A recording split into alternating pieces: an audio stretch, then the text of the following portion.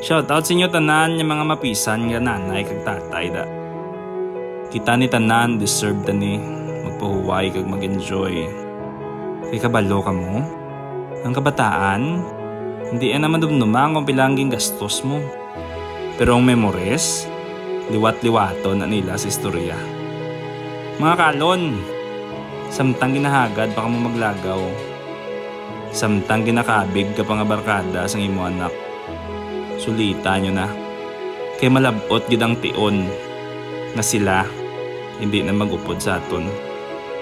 So mga kalon, kung may chance ka subong, lagaw na, banding na, make memories, bisan sa kilid sang baybay o sa likod sang balay. Importante, danay, kaga kinalipay. Kaya ang oras, pwerte lang kadasig.